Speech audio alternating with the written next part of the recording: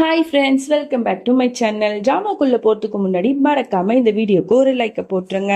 என்னடா அது சில்சிலா போடுறதுக்கு பதிலாக வேற ஏதோ ஒரு புதுசா ஒரு ட்ராமா போடுறாங்களே அப்படிங்கிற மாதிரி தானே பாக்குறீங்க. இல்ல ஃப்ரெண்ட்ஸ், இது நான் ஏற்கனவே இந்த சேனல்ல போட்டுட்டு இருந்த ட்ராமா தான். மொத்தமா 22 பார்ட்ஸ் கம்ப்ளீட் பண்ணியிருக்கேன். இந்த ட்ராமா ரொம்பவே இன்ட்ரெஸ்டிங்கா இருக்கும். இந்த ட்ராமாவும் நம்ம சேனல்ல போட போறோம். இந்த ட்ராமாக்கான ஃபேன்ஸும் நிறைய பேர் இருக்கதான் செய்யறாங்க. டெய்லி கமெண்ட் பண்ணிட்டே இருக்காங்க. அவங்களுக்காக தான் இந்த ட்ராமா போடலாம் அப்படின்னு முடிவு பண்ணியிருக்கேன். இந்த டிராமா போடுறதுனால உங்களுக்கு எந்த பிரச்சனையும் கிடையாது. சில்சிலா ஃபேன்ஸுக்கு நான் எப்பவுமே டெய்லி சில்சிலா டிராமா போட்டுருவேன். ஸோ அதனால உங்களுக்கு எந்த பிரச்சனையும் இல்லை. ஸோ சில்சிலா ஃபேன்ஸும் நீங்க இந்த டிராமா கண்டிப்பா பாருங்க, ரொம்பவே இன்ட்ரெஸ்டிங்கா இருக்கும். இந்த டிராமாவோட ஒன்லைனர் என்னன்னு ஃபர்ஸ்ட் ஷார்ட்டா சொல்லிடுறேன். கட்டாயப்படுத்தி ஒரு அப்பாவி பெண்ணை கல்யாணம் பண்ணி சைக்கோ பைய கூட்டிட்டு வந்துடுறான். ஒவ்வொரு விதமா அவளை கஷ்டப்பட்டு ரொம்பவே கொடுமைப்படுத்துறான். அது எல்லாத்தையுமே பார்த்துக்கிட்டு அவளோட எக்ஸ் காதலன், அதாவது அவளோட எக்ஸ் லவர் ஏற்கனவே இறந்து போயிருப்பான். ஆத்மா உருவத்துல இவளுக்கு உதவி செஞ்சுட்டு இருப்பான். இதுதான் இந்த ஸ்டோரியோட ஒன்லைனர். ரொம்பவே சூப்பரா இருக்கும். இந்த டிராமால இதுக்கு முன்னாடி அப்படி என்ன நடந்துச்சு அப்படின்னு சொல்லிட்டு நீங்க பார்த்துட்டு வந்தாதான் இந்த ஸ்டோரி உங்களுக்கு புரியும். அதனால நான் இந்த வீடியோக்கு கீழே டிஸ்கிரிப்ஷன்ல பார்ட் 1 பார்ட் 2 2 வீடியோ லிங்குமே நான் கொடுத்துருக்கேன். அதை கிளிக் பண்ணி ஃபர்ஸ்ட் பார்த்துட்டு வந்துடுங்க. அதுக்கப்புறம் இந்த பாட்டு பார்த்தீங்கன்னா கண்டிப்பா உங்களுக்கு புரியும். சரி, வாங்க டிராமாக்குள்ள போலாம்.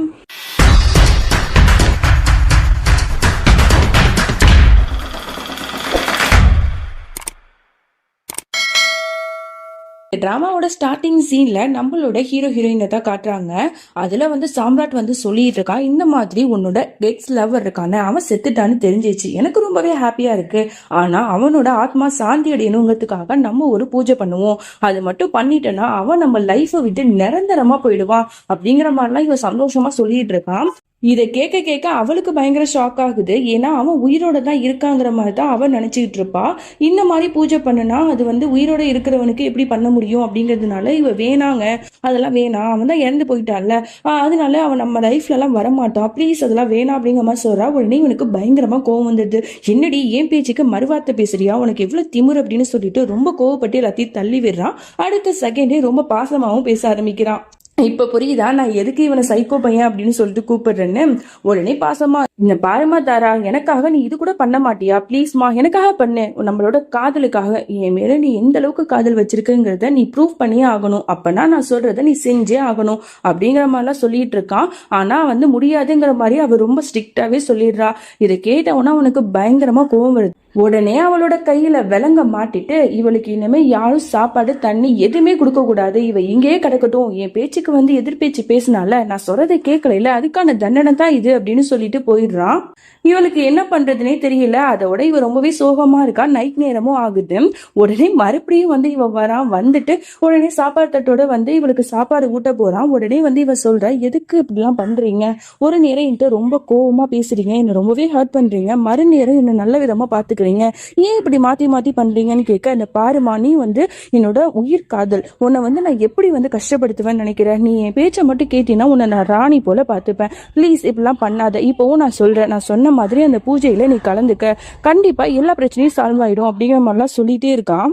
இவன் ரொம்ப பேச பேச வேற வழியே இல்லாம அவளும் அதுக்கு ஒத்துக்கிறா. உடனே இவன் அடுத்த நாளைக்கு வெள்ளை கலரு எல்லாருமே ட்ரெஸ் போட்டிக்கிட்டு அந்த பூஜை பண்றதுக்காக போயிடுறாங்க. இதெல்லாம் தெரிஞ்சுக்கிட்ட நம்ம ஆத்மாவான சூரஜுக்கு ரொம்ப பயமா இருக்கு. ஏன்னா அவன் இப்பதானே இறந்து போய் கடவுளால உயிர் பெற்று மனித உருவம் பெற்று வந்திருப்பான். இப்போ மறுபடியும் தன்னோட ஆத்மா சாந்தி அடையணும்னு இந்த பூஜை பண்ணாங்கன்னா நம்ம நிரந்தரமா ஆவி லோகத்துக்கே போயிடுவோமே, இப்ப என்ன பண்றது, நம்மளால தாரா கூட இருக்க முடியாது அப்படின்னு சொல்லிட்டு பயந்துகிட்டு கடவுள்கிட்ட ரொம்ப தீவிரமா ப்ரே பண்ணிட்டு இருக்கான். தயவு செஞ்சு எனக்கு உதவி செய்யுங்க கடவுளே அப்படின்னு சொல்லிட்டு. இங்க பூஜையும் நல்ல விதமா நடந்து முடிஞ்சிருது. இந்த சாம்பலை போய் அந்த கங்கை நதியில கரைச்சிருங்க அப்படிங்கிற மாதிரி இங்க பூசாரியும் சொல்றாரு. இங்க பூஜை நடக்க நடக்க அங்க சூரஜோட உடம்புல ஒரு விதமான மாற்றம் ஏற்படுது. அவனுக்கு ரொம்பவே ஸ்ட்ரெஸ் ஆகுது. பயத்துல வேகமா ஓடி போறான். அவன் ஓட ஓட அவனோட ஆத்மா உருவத்துக்கும் மாற ஆரம்பிக்கிறான். வேகமா ஓடி போய் கடவுள்கிட்ட போயிட்டு ப்ரே பண்ணிட்டு இருக்கான். தயவு செஞ்சு என்னை காப்பாத்துங்க, என்னை வந்து நீங்க மட்டும் தான் காப்பாற்ற முடியும், எனக்கு நீங்க தான் மனுஷ உருவத்தை கொடுத்தீங்க, இப்ப வந்து என்னை முழுசா அழிக்கிற மாதிரி நீங்க தயவு செஞ்சு பண்ணிடாதீங்க கடவுளே, ஏதாவது ஒண்ணு பண்ணுங்க கடவுளே, என்னை காப்பாத்துங்க அப்படின்னு சொல்லிட்டு இவன் ரொம்பவே வேண்டிட்டு இருக்கா. இங்க வந்து அந்த சாம்பலை கரைக்கிறதுக்காக கரெக்டா அந்த ஆத்துக்குள்ள வந்து போயிடுறாங்க. இவளுக்கு மனசே கேட்கல, எப்படா வந்து உயிரோட இருக்கிறவனை போய் நம்ம வந்து இந்த மாதிரி பண்ண முடியும் அப்படின்னு இவ யோசிச்சுக்கிட்டே இருக்கா. உடனே அவன் தான் வந்து இந்த பாருமா தான் இவ்வளவு தூரம் வந்துட்டு இல்ல ஒன்னும் கொஞ்சம் தூரம் தான், இந்த சாம்பலை கரைச்சிரு அப்படிங்கிற மாதிரி பிரெயின் வாஷ் பண்ணிக்கிட்டே இருக்கான். இவளும் வேற வழியே இல்லாம சாம்பலை கரைக்க போகிற அதே நேரத்துல அங்க வந்து நிறைய எலும்பு கூடுலாம் வர ஆரம்பிச்சிருது. அதை பார்த்து அவளுக்கு பயங்கர ஷாக்கு. ஐயோ அம்மா அப்படின்னு சொல்லிட்டு கத்துறா. அதனால அந்த பானையை மேல தூக்கி போட்டுடுவான். உடனே அந்த ஃபேமிலியில இருக்கிறவங்க எல்லாரும் பயந்துடிச்சுட்டு அந்த இடத்த விட்டே ஓடி போயிடுவாங்க. உடனே வந்து சாம்ராட்டும் வந்து இவளையும் கூட்டிட்டு அங்கிருந்து போயிடுவான். அப்ப சைக்கோ பையன் வந்து எப்படியாவது இந்த பூஜையை வந்து முடிச்சே ஆகணும்னு நினைச்சிட்டு இருந்திருப்பான் இல்லையா. இந்த மாதிரி ஒரு தடங்கல் நடந்ததுனால வேற வழியே இல்லாம அந்த இடத்த விட்டு அவளை கூட்டிட்டு அங்கிருந்து வீட்டுக்கும் போயிடுறான். வீட்டுக்கு வந்து கண்ணாம்பண்ணான்னு திட்டிட்டு இருக்கான். இங்க என்ன நடக்குது, எதுக்கு அந்த இடத்துல இந்த மாதிரி எல்லாம் நடந்துச்சு அப்படின்னு சொல்லிட்டு குழப்பமா இங்க எல்லாருமே உட்காந்து பேசிட்டு இருக்காங்க. அப்ப அந்த இடத்துக்கு வந்து நம்மளோட சூரஜும் வந்துடுறான். வந்த உடனே வந்து சைக்கோ பையன் திட்டுறான். ஏய் இவ்வளவு நேரம் நீ எங்க போயிருந்த, எனக்காக தானே நீ வேலை பாக்குற, ஆனா ஒரு நாள் கூட நீ கரெக்டான நேரத்துக்கு வரதே இல்லை அப்படின்னு சொல்லிட்டு அவனையும் பிடிச்சி திட்டிட்டு இருக்கான். அப்ப அந்த நேரத்துல அங்க ஒரு பூசாரி வராரு. அவரை பார்த்து அப்ப அந்த நேரத்துக்கு அங்க ஒரு பாபா வராரு. இவரை ஞாபகம் இருக்கா, போன எபிசோட் பார்த்த எல்லாருக்குமே தெரிஞ்சிருக்கும். சூரஜ் வந்து ஆத்மாவா இருக்கிறத தெரிஞ்சுக்கிட்டு அவனை வந்து ஒரு பாட்டில்ல அடைச்சிருப்பான். அதுல இருந்து சூரஜ் வந்து ஒரு வழியா தப்பிச்சு வந்திருப்பான். அதே சமயம் தாரா கிட்டையும் இவன் ரொம்பவே தப்பா நடந்திருப்பான். சோ அதனால தாராவும் இவனை நல்லா அடிச்சுட்டு வந்திருப்பான். இது எல்லாத்தையும் சேர்த்து இவங்க 2 பேரையும் பழி வாங்கணுங்கிறதுக்காக அந்த வீட்டுக்கே இவன் வந்துட்டான். உடனே தாராக்கு பயங்கர ஷாக் ஆகுது. இவன் எதுக்கு இங்க வந்தா அப்படிங்கிற மாதிரி இவ பாத்துட்டு இருக்கா. உடனே அவன் சொல்றான், இங்க நடக்கிற எல்லா அசம்பாவிதத்துக்கும் காரணம் அந்த சூரஜ் தான். அவன் வந்து ஆத்மாவா இருந்தாலும் அவன் உங்களை சுத்தி தான் இருக்கான். அதனால நான் சொல்ற மாதிரி கேட்டீங்கன்னா நீங்க வந்து இந்த பிரச்சனையில இருந்து நீங்க பொழைச்சிக்கலாம் அப்படிங்கிற மாதிரிலாம் சொல்லிட்டு இருக்கான். உடனே இதை கேட்ட நம்ம தாராக்கு ரொம்பவே கோவம் வருது. நீ பொய் சொல்லாத, உன்னை பத்தி எனக்கு தெரியும், நீ மோசமானவ, ஒழுங்கு மரியாதையா இங்க இருந்து வெளில போ அப்படின்னு சொல்லிட்டு திட்டுறா.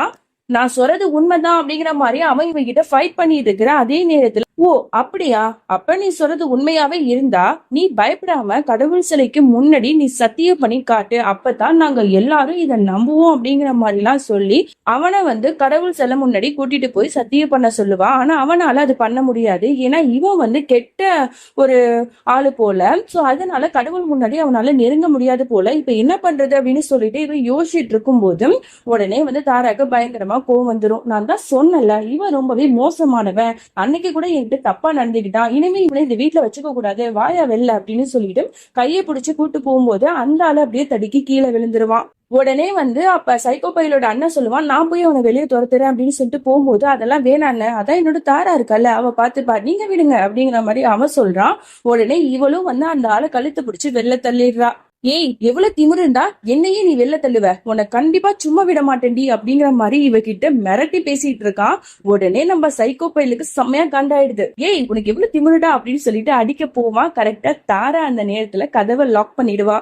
உடனே வீட்டுக்கு வெளில நின்றுட்டு அந்த பாபா சொல்லிட்டு இருப்பா, இந்த மாதிரி என்ன ரொம்ப அசிங்கப்படுத்திட்டீங்களா, இந்த குடும்பத்தை சின்ன பின்னமா ஆக்குவேன் அப்படின்னு சொல்லிட்டு இங்க சாப விட்டுட்டு இருக்கான். உடனே அந்த இடத்துக்கு சூரஜ் வந்துட்டு, உனக்கு எவ்வளவு திமுக தான் இங்க வந்திருப்ப அப்படின்னு சொல்லிட்டு அவனை புடிச்சு அப்படியே இழுத்துட்டு போறான். ஏய் என்னையா உனக்கு பிரச்சனை, என் கூட தானே உனக்கு சண்டை, நான் தானே உன்னோட ஆத்மாக்கள் எல்லாத்தையும் வெளியே துரத்தி விட்டேன், அதனால தானே நீ இந்த பழி வாங்க வந்திருக்க, அப்படி இருக்கும்போது ஏன் தாரா வீட்டுக்கு போன அப்படின்னு சொல்லிட்டு ரொம்ப கோவப்பட்டு திட்டிட்டு இருக்கான். இந்த பாருடா, நீ எப்படி எனக்கு பெரிய எதிரியோ அதே மாதிரிதான் அந்த தாராவும், அவ என்ன வந்து அடிச்சு அன்னைக்கு ரொம்பவே அசிங்கப்படுத்திட்டா, அதனால உங்க 2 பேரையும் பழி வாங்கணுங்கிறதுக்காக தான் நான் அந்த வீட்டுக்கு போனேன் அப்படிங்கிற மாதிரிலாம் சொல்லிட்டு இருக்கான். ஓ அப்படியா, இனிமே நீ அந்த வீட்டுக்கு போன உன்னை நான் சும்மா விட மாட்டேன் அப்படின்னு இவன் சொல்லிட்டு இருக்கான். ஏய் இதுக்கப்புறம் நான் பெரிய விஷயம் ஒண்ணு பண்ண போறேன். அங்க நான் போனனே, அப்ப தடிக்க விழும்போது ஒரு பெரிய பாம்பை அங்க விட்டுட்டு வந்தேன், அந்த பாம்பே அவங்க எல்லாரையும் கொண்டுடும் பாத்துக்க அப்படிங்கிற மாதிரி சொல்றான். உடனே இவனுக்கு கோவம் வரும். அவங்களை காப்பாத்தினாலும் போகும்போது இவன் என்ன பண்ணிடுவான், ஒரு மந்திரத்தால அவனை சுத்தி ஒரு நெருப்பு கோடை வந்து உருவாக்கிடுவான். இவனால வெளில வர முடியாது. இவன் சிரிச்சுட்டு உடனே பூஜை செய்ய ஆரம்பிச்சிடுவான். இங்க வந்து தாராவை பார்த்துட்டு நம்மளோட சைக்கோ பையன் ரொம்ப பெருமைப்படுவான். பரவாயில்லம்மா, நீயே தனியா நின்று அவனை சமாளிச்சிட்டியே அப்படின்னு சொல்லிட்டு இவளை பாசமா ஹக் பண்ணிட்டு இருப்பான். இவளுக்கு ரொம்பவே சந்தோஷமா இருக்கும். இவனுக்கு தண்ணி கொடுக்கலாம் அப்படின்னு சொல்லிட்டு இவ எடுத்துட்டு வந்து கொடுக்கும்போது அங்க கீழே ஒரு பாம்பு இருக்கும். அதை பார்த்துட்டு கத்திட்டு அப்படியே வந்து அந்த கிளாஸ் டம்ளரை கீழே போட்டுருவா. உடனே இவனுக்கு ரொம்பவே பயமா இருக்கும். உடனே பயந்துகிட்டு என்னங்க அங்க பாம்பு இருக்கு அப்படின்னு சொல்லிட்டு கத்தின உடனே அங்க இருக்கிற எல்லாருமே அங்க வந்துடுறாங்க. உடனே வந்து சாம்ராட் வந்து சொல்லிட்டு இருக்கா, இப்பவே அந்த பாம்பை நான் பிடிக்கிறேன் அப்படின்னு சொல்லிட்டு போகும்போது குடும்பத்துல உள்ள எல்லாருமே தடுக்கிறாங்க. முக்கியமா அவனோட அம்மாக்காரி அதெல்லாம் வேணாண்டா, அது ரொம்பவே விஷத்தன்மை வாய்ந்தது, கண்டிப்பா உன்னை கடிச்சிரும், அதனால வேணாம் அப்படின்னு சொல்லிட்டு தடுக்கிறாங்க. அப்ப தாரா தைரியமா என்ன பண்றா, அந்த பாம்பை வசியம் பண்றதுக்கு பாம்பாட்டி எல்லாம் ஊதுவாங்கல்ல, அந்த மாதிரி ஊதிட்டு இருக்கா. அந்த மாதிரி ஊத ஊத அந்த பாம்பு வந்து இவளை நோக்கி வர ஆரம்பிக்குது. ஒரு செகண்ட்ல பயந்துட்டு அவ அதை விட்டுடுறா. உடனே அந்த பாம்பு இவளை கொத்த பாக்குது. உடனே தாராவை காப்பாத்துறதுக்கு சைக்கோ பையலும் போவான். ஆனா அவங்க அம்மாக்காரங்க போகவே விட மாட்டாங்க. அம்மா அப்படின்னு சொல்லிட்டு கத்துற அதே நேரத்துல அந்த பாம்பை வந்து சூரஜும் சைக்கோ பையல் 2 பேருமே வந்து ஒரே கையால பிடிச்சு தூக்குவாங்க. உடனே அங்க இருக்கிறவங்க கத்துவாங்க, தயவு செஞ்சு இந்த பாம்பை விட்டுரு விட்டுரு விட்டுரு அப்படின்னு சொல்லிட்டு. ஆனா இவன் வந்து தைரியமா தான் இருப்பான். இந்த நேரத்துல நமக்கு வந்து ஒரு டவுட் வரும், அந்த சூரஜ வந்து அந்த மந்திரவாதி நெருப்பு வளையத்துல தானே போட்டிருந்தான், அவன் எப்படி இங்க வந்தான் அப்படின்னு யோசிப்போம். இப்பதான் காட்டுறாங்க, அங்க சூரஜ் வந்து மகாதேவட்ட வந்து ப்ரே பண்ணிட்டு இருப்பான். இந்த மாதிரி தயவு செஞ்சு என்னை காப்பாத்துங்க, இந்த வளையத்துல இருந்து நான் போகணும், என்னோட தாராவை காப்பாத்தணுங்கிற மாதிரி ரொம்ப வேண்டி இருந்திருப்பான். அதனால அந்த நெருப்பு அணையணுங்கிறதுக்காக பெரிய காத்த வர வச்சு அந்த நெருப்பு அணைச்சிருப்பாரு கடவுள். அதனாலதான் அவன் அங்கிருந்து வந்து இவளை காப்பாத்த ஓடி வந்திருப்பான். உடனே சொல்றான், சார் நீங்க வந்து இதை விடுங்க, நான் வெளில கொண்டு போய் விட்டுறேன் அப்படின்னு சொல்லிட்டு அந்த பாம்பை எடுத்துட்டு வெளில போயிடுறான். சூரஜ் அந்த பாம்பை எடுத்துட்டு போயிட்டு அந்த மந்திரவாதிட்ட அப்படியே தூக்கி போட்டுட்டு, உனக்கு எவ்வளவு திமிரு இருந்தா அப்படி பண்ணுவ அப்படின்னு சொல்லிட்டு கத்துறான். ஏய், நீ எப்படி அந்த வளையத்துல இருந்து வெளில வந்த அப்படிங்கிற மாதிரி அவன் கேட்க, எனக்கு கடவுளோட ஆதரவு வந்து இருக்கு, அதனாலதான் என்ன உன்னால எதுவுமே பண்ண முடியாது, இன்னமே என்னோட தாரா குடும்பத்துல நீ எந்த பிரச்சனையும் உருவாக்க கூடாது அப்படின்னு சொல்லிட்டு மிரட்டிட்டு இருக்கான். நீ என்னடா சொல்றத, கண்டிப்பா உங்க 2 பேரையும் நான் சும்மா விட மாட்டேன் அப்படிங்கிற மாதிரி மிரட்டி பேசிட்டு இருக்கான்.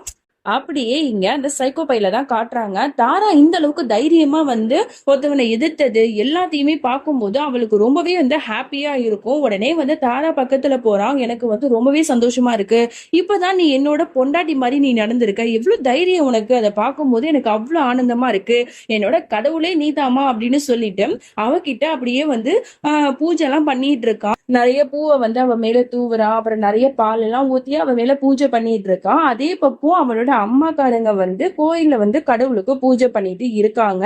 அப்படி வரும்போது அந்த மந்திரவாதி இருக்கான்ல, இவங்க கிட்ட பேச ஆரம்பிக்கிறான்.